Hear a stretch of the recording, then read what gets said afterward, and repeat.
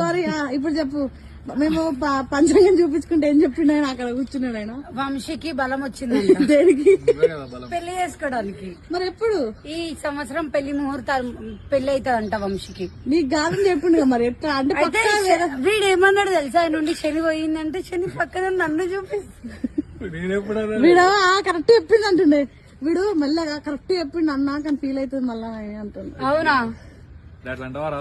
Finally video అయిపోయింది video అయిపోయింది. ఎవరితో ఛానల్లో, ఎవరి ఛానల్ అంటే వంశీగాడి ముచ్చట్లు అన్నమాట. ఎందుకే మొత్తం ప్రతి దాంట్లో మాతో ప్రమోషన్ ఎందుకు చేయించుకుంటున్నారు? ఏదో ఉంటుందా పెద్ద పెద్ద ఛానల్స్ కాకపోయినా వైఫ్ ఏ మధ్య తెగ ఫీల్ అయిపోతుంది. వైఫ్ ఏంది నాకు చాలా ఇష్టం. అంటే ఒక పెళ్ళైన తర్వాత ఆ తాలిబొట్టు అవన్నీ నాకు చాలా ఇష్టం కాబట్టి సో పెళ్లి